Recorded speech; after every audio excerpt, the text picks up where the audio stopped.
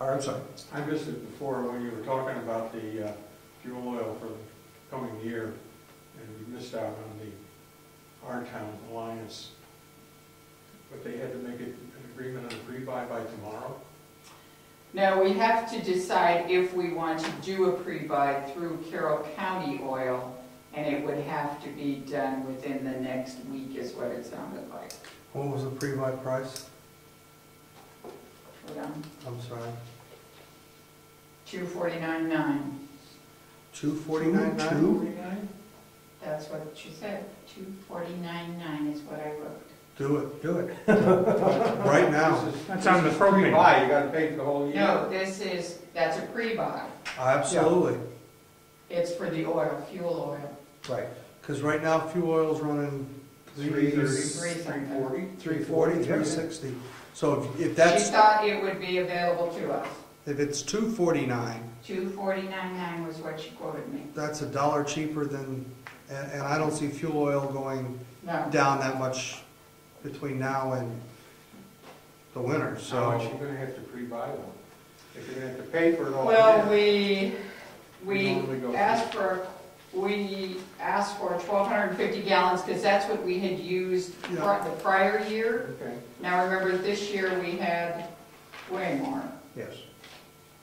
So I don't remember our usage this year to date, but I have it at home, So I would look at, 1,500. yeah.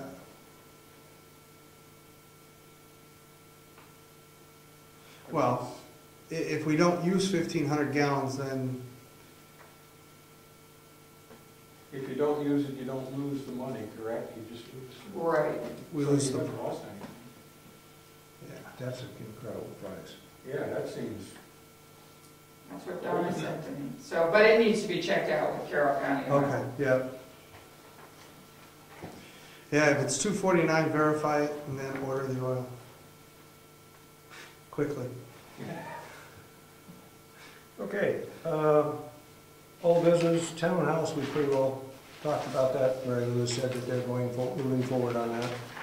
Oh, I did, Ernie, I did give the Heritage Commission the energy audit. Everyone has a copy of it, except for Debbie, who was not at the meeting, but I'll get her a copy.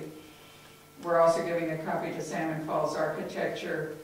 However, we're really busy kids in the next month. And so what I indicated to them was we probably would get back to it in September. And by that time, we should have some information from Salmon Falls. Which is just fine. Okay.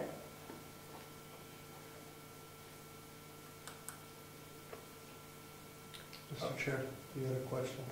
Yeah, Well, I just have a statement I'd like to make under old business, certainly. if it's appropriate now.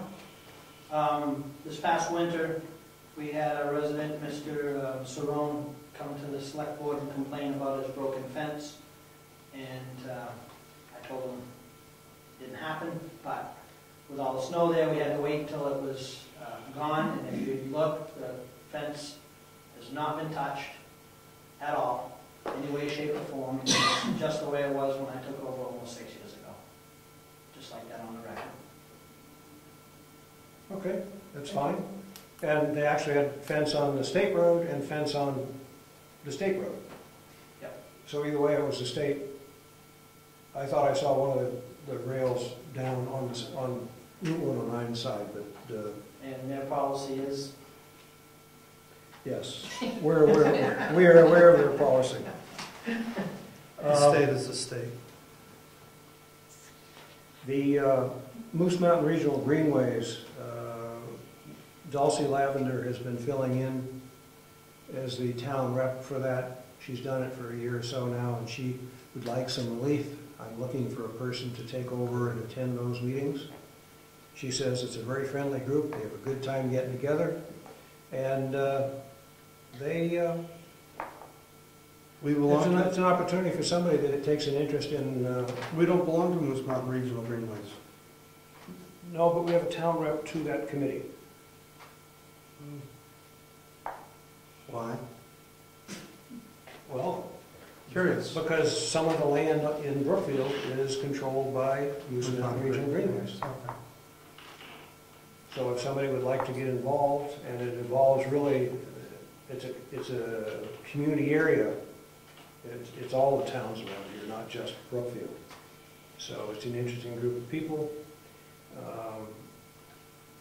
25% of this town is this town acreage is set aside for either the state, conservation commissions. We have a huge amount of acreage, like 2,400 acres. They're set aside. Moose Mountain Regional Greenways control some of it. So we're preserving things for our kids in the future. Open space. It's an opportunity. If you're interested, give me a call.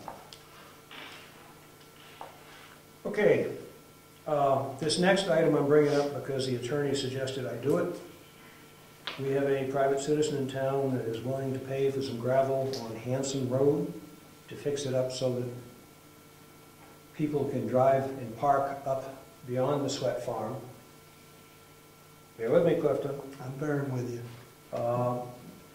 And it's a private citizen that's willing to put gravel on that road. We merely need to make it a matter of discussion. The town is not spending any money whatsoever on the road because we're not allowed to by law. Yep. It's a Class 6 road. The moment you maintain it or improve it, it loses its Class 6 status. We're not upgrading it. You are if you add gravel to it. Well, we're trying to make it passable so that the people that want to go hikes on Moose Mountain Lake and Copple Crown can get up to the parking area. I would run that by the town attorney to see that if we allow private citizens to upgrade that road in any way, shape, or form, if it changes the classification of the road and puts future requirements onto the town. I spoke to the town attorney. Okay, well, you didn't say that before. And she is the one that suggested that I make it a matter of record Okay. for discussion with the selectmen and to let them know what's going on. But Well, what did she say would happen? You can't vote on doing it because that suddenly means Yeah, your town approving it.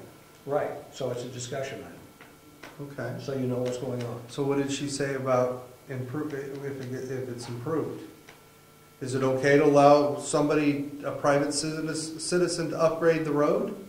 She indicated it was. And then puts no liability or responsibility back onto the town? Now, what happens no if they, responsibility back and what on the happens if town. they do something and somebody else doesn't like what they do? And that causes, I'm not against this necessarily, but what happens if somebody, No, we're discussing it. we're discussing it, somebody does one thing for the property and somebody else doesn't like what they did and it creates a problem for them and their car breaks or there's an accident, who's at fault? Not the town. It's not the town because we don't spend any money keeping it up. But we didn't say no, that they can't do it. So we could just let anybody do whatever they want. Basically then, if we could let anybody do whatever they want on a Class 6 road. They're willing to pay for it, they can do whatever they want. Yeah. Shingles, whatever, you know. Better traction. Yeah, Tom knows what we're talking about.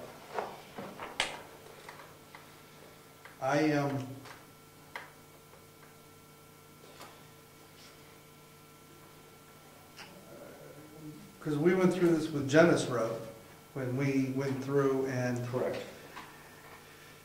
the only time that the town is allowed to do any work on a Class 6 road is to ensure that it is emergency response passable. Which does not mean that there's no potholes and there's no roughness to the road. It just means that the fire truck can get through. And we do not maintain Genesis Road, but we do allow the town of Wolfboro residents that live on that section of road to maintain it. So with that in thought,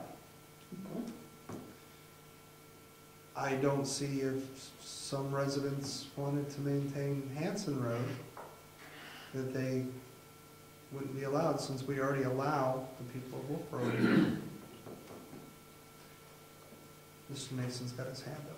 The hole in this road is deep enough that you could not get a fire truck, so you would probably get stuck. So, if you're trying to rescue a hiker on the road with an ambulance, it would get stuck. Mr. Neese? My memory isn't like it used to be, but in one of my classes regarding road classifications and maintenance of those, I believe that a private citizen can maintain a town road that is not maintained by the town in order to access his land up there. So if a private citizen has land on a class 6 road and he can't access his land because of the road's condition, I think he has the right to do what he needs to do to access his property. How that plays into what you're talking about, I don't know if the citizen that's willing to do it has property on that road or not, but I think legally it's okay. I would say that I will get something in writing from legal counsel for the other 2 selectmen to see. I have no problem with it, because I just remember Genesee Road, so, and we do allow the Wolfboro residents that live on the other end of that to maintain that road, plow it, whatever they need to do. And we claim no responsibility, we don't maintain that road at all. Other than we did, what, 10 years ago, or 5, 6 years ago, 7 years ago, threw some gravel down on it. And what happens if they plow and they take care of it themselves? If you live on a class 6 or you have property and you want to get to it, you plow it yourself, right? Yeah. And nobody, we don't question that. That's a good point. So I have no problem with it, but the town will not be responsible for it. The town claims no legal responsibility, and I think that we should post that road, travel at your own responsibility. At your own risk. Not a town maintained. Not a town maintained road, travel at your own risk. And that certainly And that clarifies the issue. takes it out of the town's purview. And the reason that it was brought up at this time is they wanted to get it done before the August 13th so that the Conservation Commission and their hikes can get up to that parking area. Have at it, have fun. Okay.